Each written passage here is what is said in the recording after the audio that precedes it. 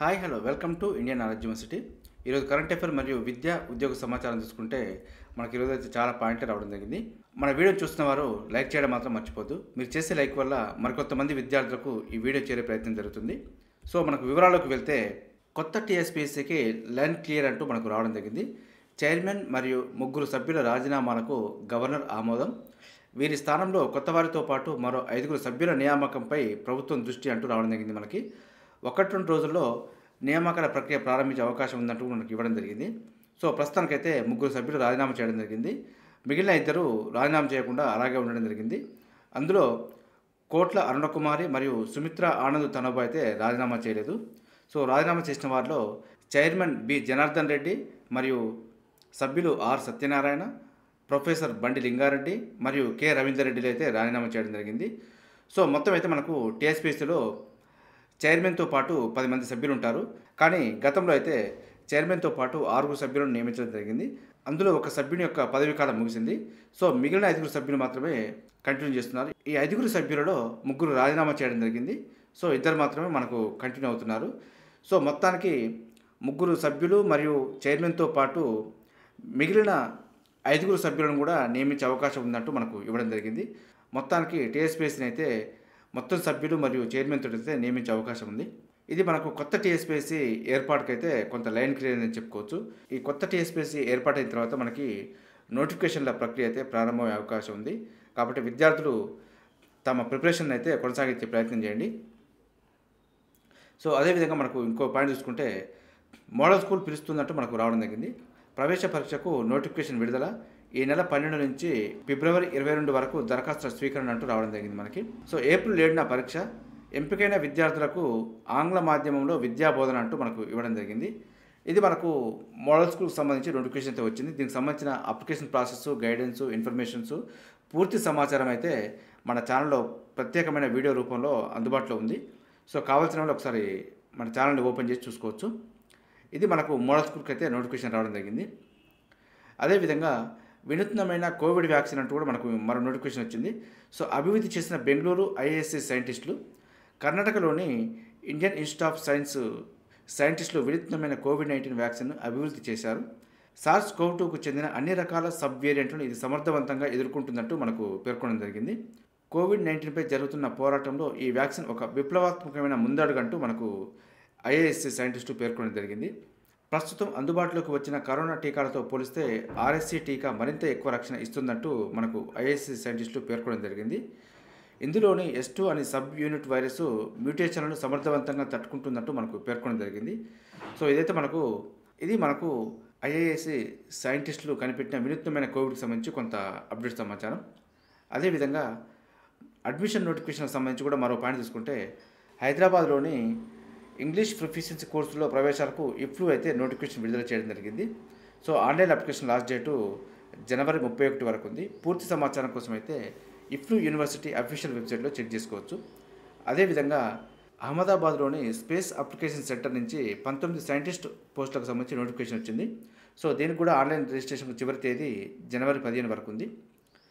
మరో పాయింట్ తీసుకుంటే చెన్నైలోని United India insurance company limited 250 administrative officer పోస్టులకు సంబంధించి నోటిఫికేషన్ విడుదల చేసింది.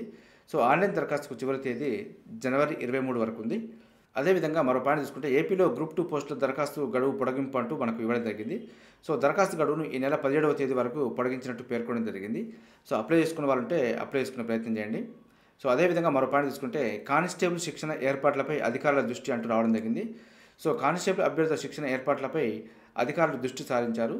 కానిస్టేబుల్ ఉద్యోగాలకు ఎంపికైన 15,750 మంది అభ్యర్థుల జాబితాను తెలంగాణ రాష్ట్ర పోలీస్ నియామక మండలి గతంలో విడుదల చేసిన సంగతి తెలిసిందే. సో ప్రశ్నాపత్రంలో తప్పులపై కొందరు అభ్యర్థులు హైకోర్టును ఆశ్రయించడంతో ఈ ప్రక్రియకు తాత్కాలికంగా బ్రేక్ పడింది. ఇటీవల హైకోర్టు ద్విసభ్య ధర్మాసనం అభ్యంతరాలున్న ప్రశ్నలపై నిపుణుల కమిటీని ఏర్పాటు చేయడంతో పాటు అది 4 వారాల్లో నియామక ప్రక్రియ పూర్తి చేయాలని చెప్పి సూచించిన నేపథ్యంలో ఆ ప్రక్రియ మళ్ళీ ఊపందుకుంది. అందుకు అనుగుణంగా అభ్యర్థుల శిక్షణ ఏర్పాట్లపై పోలీసు ఉన్నతాధికారులు ఫోకస్ పెంచారు. సో రాష్ట్ర వ్యాప్తంగా మొత్తం 29 పోలీసు శిక్షణ సంస్థల్లో ఇప్పటికే మౌలిక వసతుల ఏర్పాటు చేశారు. మౌలిక సదుపాయాల కల్పనకు 17.20 కోట్లతో పనులు పూర్తి చేశారంటూ మనకు ఇవ్వడం జరిగింది. సో కోర్టు ఆదేశాల ప్రకారం పోస్టుల భర్తీ ప్రక్రియ పూర్తి కాగానే వీలైనంత త్వరగా శిక్షణ కార్యక్రమం ప్రారంభమవుతుందంటూ మనకు సమాచారం ఇవ్వడం జరిగింది. సో మనకు మొత్తానికైతే ఈ 4 వారాల్లో ప్రక్రియకు సంబంధించి పూర్తి కాగానే శిక్షణకు సంబంధించి ఏర్పాట్లు అయితే పూర్తి చేస్తున్నారు. ఇది మనకు కానిస్టేబుల్ శిక్షణ ఏర్పాట్లపై అధికారుల దృష్టికి సంబంధించి కొంత సమాచారం. సో అదేవిధంగా జమిలీ ఎన్నికలపై విశేష స్పందన అంటూ మనకు రావడం జరిగింది. ప్రజల నుంచి 5,000కు పైగా సూచనలు అందాయంటూ మనకు పేర్కొనడం జరిగింది. సో ఒకే దేశం ఒకే ఎన్నికపై అధ్యయనానికి మాజీ రాష్ట్రపతి రామ్నాథ్ కోవింద్ నేతృత్వంలో కేంద్రం ఏర్పాటు చేసిన కమిటీకి ప్రజల నుంచి పెద్ద ఎత్తున స్పందన వస్తున్నట్టు అధికార వర్గాలు తెలిపాయి. సో దీనికి సంబంధించి సలహాలు సూచనలకు మనకు అఫీషియల్ వెబ్సైట్ కూడా కొన్ని ఇవ్వడం జరిగింది.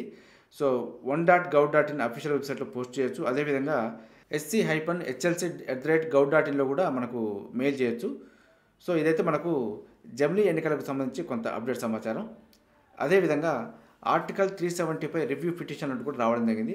జమ్మూ కాశ్మీర్కు ప్రత్యేక ప్రతిపత్తి కల్పించే ఆర్టికల్ 370 రద్దును సుప్రీంకోర్టు సమర్థించడంపై బుధవారం పలు రివ్యూ పిటిషన్లు దాఖలయ్యాయి. Jammu Kashmir high court bar association, Awami National Conference, Muzaffar Iqbal Khan మరియు జమ్మూ కాశ్మీర్ పీపుల్స్ మూవ్మెంటు ఈ పిటిషన్ను అత్యున్నత న్యాయస్థానంలో దాఖలు చేశాయి. సో తీర్పులో లోపాలు ఉన్నాయి, దాన్ని సమీక్షించడానికి సరిపడినన్ని కారణాలు ఉన్నాయంటూ మనకు బార్ అసోసియేషన్ దాఖలు చేసిన పిటిషన్లో కొంత పేర్కొంది. సో ఇది మనకు ఆర్టికల్ 370పై రివ్యూ పిటిషన్కి సంబంధించి కొంత అప్డేట్ సమాచారం. అదేవిధంగా 2027-28 కల్లా 3వ అతిపెద్ద ఆర్థిక వ్యవస్థగా భారత్ అంటూ మనకు రావడం జరిగింది.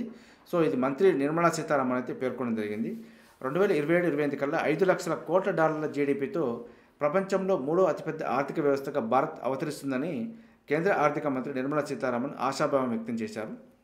సో 2047 నాటికి అభివృద్ధి చెందిన దేశంగా అవతరిస్తుందని, అప్పటికి జీడీపీ $30 లక్షల కోట్ల చేరుతుందంటూ మనకు పేర్కొనడం జరిగింది. సో ఇది మనకు 2027-28 కల్లా 3వ అతిపెద్ద ఆర్థిక వ్యవస్థగా ఏర్పడబోతున్నట్టు మనకు అప్డేట్ సమాచారం. కరెంట్ అఫైర్లో భాగంగా మరికొన్ని పాయింట్లు చూసుకుంటే, ఇటీవల భారత్లో పర్యటించిన కెన్యా అధ్యక్షుడు ఎవరు అంటూ మనకు ఇవ్వడం జరిగింది. ఇతనైతే మనకు విలియం రూటో. అదేవిధంగా ఆర్థిక అగచాట్ల కారణంగా 2021లో ఎంత శాతం పైగా భారతీయులు ఆరోగ్యకరమైన భోజనానికి నోచుకోలేకపోయారని ఐక్యరాజ్య సమితి ఆహార వ్యవసాయ సంస్థ FAO తాజాగా వెల్లడించింది. ఇదైతే 74%. అదేవిధంగా జాతీయ ఇంధన పొదుపు దినోత్సవాన్ని ఏ రోజున నిర్వహిస్తారు?